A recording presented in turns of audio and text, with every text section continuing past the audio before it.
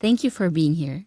So, from your perspective, what is the impact on the person who's actually doing the research? I think it can be transformational, but with a little asterisk that people who take this as a method, they need to be also honest that yes, it might be affecting me in different ways and also change my worldview, but we kind of roll with it and come out to the other side, and that it's also an ever learning process. It has that agentic effect of kind of changing oneself to explore themselves and use themselves as a way to understand different cultures or systems, societies, wider things. Because autoethnography, which is self culture writing, so you use yourself to look at cultures and write about cultures. Technically, this used to be the original form of research. This probably is more of the source or root of qualitative studies in a way. In your view, what kind of person does it take to do this kind of work? Anyone who goes into research of sorts goes in with certain level of curiosity. I think it's like hyper curiosity in my view, like because you also expose a lot of yourself. It's about someone who can be vulnerable during this curiosity or through this curiosity unraveling process. So having that sense of I want to explore a topic, but also expose myself in the process. Someone who has a story to tell, has a lived experience that they want to talk about, and that they want to expose or rather bring to the front in a way that is relevant to a wider society, wider group. It doesn't have to be one to one kind of an understanding, but others can take something from a true experience. It's like, let's say, making a documentary, but in a writing format.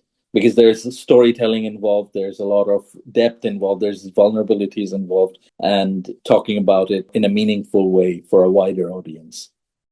How do you maintain a sense of criticality when the subject you're studying is actually yourself? There's again a spectrum within the autoethnography itself. It's not just a singular process. One of the fundamentals to all of this range of practices is the introspective angle to this, not in the way that it's about just looking at it and then keeping it there, but also really dealing with it.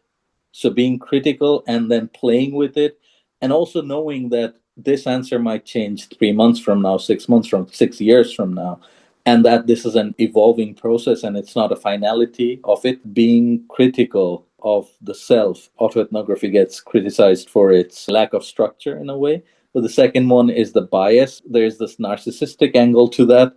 Whereas to do it right, there needs to be that criticality of the bias, that why do I have bias? It's not about what it is, it's more with the why. That if I have an assumption about a culture, a person, something, anything, which a lot of it is assumption based because we're a pattern seeking mammal group for the longest times in our worlds. Throughout the evolutionary process, it helped us go through stages where we like, oh, this looks like a snake, maybe not deal with that. Okay, when you see patterns, you have certain reactions to it. Trouble with that, we can kind of create those shorthand paths that, oh, I had 1 or 5 incidents around this kind of an issue. That means every incident must be that. I personally had a lot of difficulty dealing with it because you have to question a lot of your privileges, your blind spots, which is generally a lot more than we think. There's so many macro aspects that we cannot control. And just being like more open to questioning them, especially the difficult topics. The famous authors around this circle, they talk about very vulnerable, very difficult stories. Being critical and being very honest, you have to look at yourself from the outside. You have to take yourself out of your body in a way and then look at yourself making an assumption or making or experiencing something. And then you write about that. It's almost like an out of body experience in that way, a bit insider outsider exchange. At the same time, no matter what, just kind of having that critical lens towards yourself and acknowledging the biases that are coming along with it. It's again an evolving practice. I mean, formally, it is only being starting to get recognized like properly in the research circles because of the inherent value it brings. But it's still questioned quite a lot. So it's still a bit of a rebel method. For someone interested in adopting this method for their own practice, what kind of insights would you share about this process? From the outside, it's, just talk about yourself. That's it. But the moment you apply criticality and a lot of it to yourself, it can bring up emotions. It can bring up a lot of difficulty. So the other thing that I was kind of getting at was the self-vulnerability, just being aware that depending on the topic, and this is where autoethnography is valuable to the outsider, because you can gain a lot of perspectives which wouldn't come out in a questionnaire or an interview. Whereas here, you're both the interpreter, but also the actualizer, or who's doing the action themselves. So you're playing this dual role in some ways.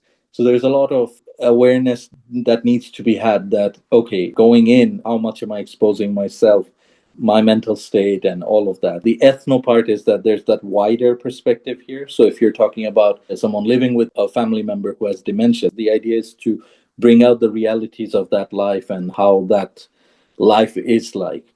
That would be true to the story, because that's how truth unfolds.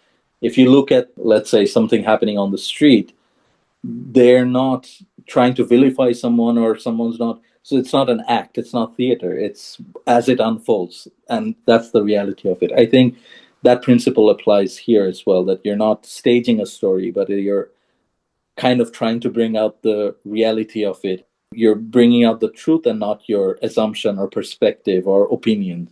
So that criticality has to be kind of at the central point of it. How do you navigate your own memory? Considered a messy method, and life is also messy. You might have a routine and everything, but it's not always every day goes the same. So that messiness is inherent in the system in of itself, the process itself. The second part is that the honesty that is required to acknowledge the limitations of the human mind and the human capacity to look into memory. That memory is not inherently as we see it, because we add filters to it, all those filters adding to the memory, because it's almost like, it's a vintage thing or nostalgia. Perception becomes reality, kind of a problem. A lot of autoethnographic work is in the present. So that's my kind of research, where I use a lot of the past, but the past is more to inform the now. Then you're kind of unboxing all of that. And that can be a Pandora's box. It can go in different directions. It could haunt you for longer than the event itself. That can also happen, because you're reliving that moment again. From a process perspective, that gives you a more realistic data. But when you go back, and then if you have notes, could be pictures, could be just small things here and there, whatever you can gather, physical evidence on top of your memory.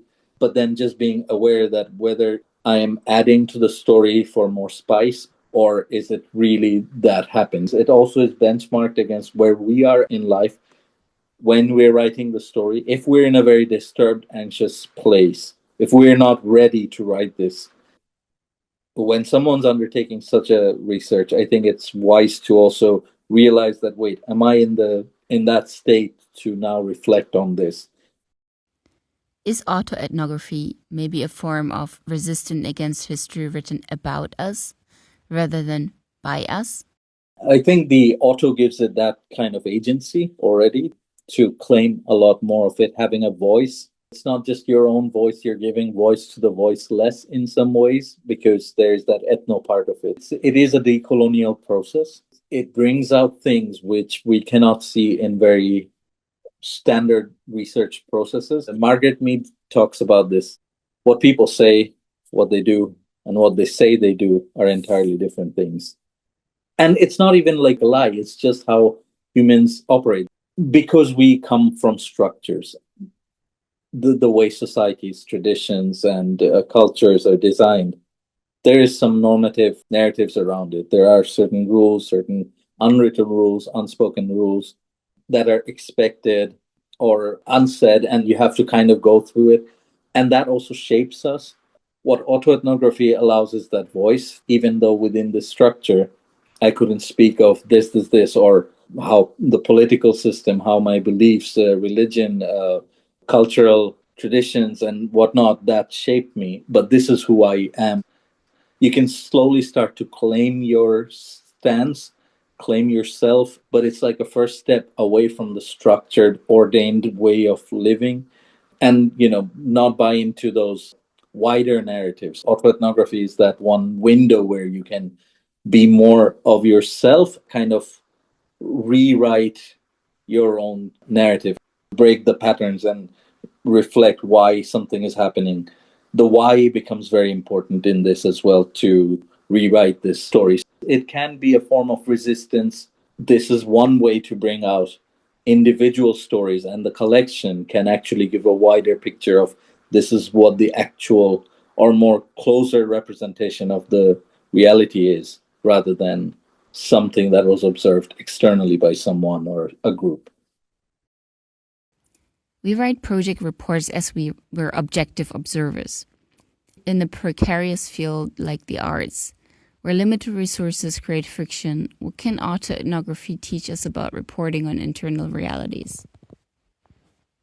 Whoever is authoring this has tremendous power, where you could easily write about someone without their voice in it. First, realizing the power that you hold as an author to change narratives or influencing this, being more real to the truth of it, is important, in the sense that with conflicts, it's easy to fall into biases because there's a lot of emotions involved. And it's always, again, to take yourself out of that, lift yourself out of it. There's many strands of autoethnography. The bigger ones are probably analytical and evocative. So because it's such a charged moment, it's wiser to step out and become more analytical about this scenario, not making someone else vulnerable, because sometimes their stories may not be reflected here at all. The intent is that to move past it and use that as a way to understand why that happened, what happened, and what can a wider group learn from it, including myself. When I'm writing, okay, what have I learned about myself, which I didn't realize because I was too much into the situation. So now I'm removed as in looking at myself, and how can I look at myself in a different way, and what could I have done, what could the other so being critical again, because a conflict is not maybe just a single event, it could be a series of events. My background didn't allow me for all of this criticality, and now that I had the creative license to do it, I went all in. I'm going all in, questioning pretty much everything that comes along my way. And I think it has helped tremendously to build a lot more empathy, more to become more reflexive of yourself, of your surroundings, and definitely towards building empathy. It really helps to debunk assumptions, look beyond the surface level, and be more understanding and critical at the same time. As we wrap up, do you have any closing words for the world? It's something that is confrontational of the self, which is something I didn't know how much of it would. This itself is a lived experience going into autoethnography for me, because you have to confront with things that I didn't think I would challenge, because I took them as normal, or I was okay with it. Sometimes it gets a bad rep with the bias, because it's like, oh, you're just talking about yourself and your stories, blah, blah, blah. But what it really is, that it's actually you're fighting or negotiating with yourself constantly. It never ends. It's once you come out, or come out-ish, through the other side, I think it's really rewarding. And it's for people who struggle with identity, their selves, their past. Of course, being aware, it's a difficult process, but it can be liberating in a way.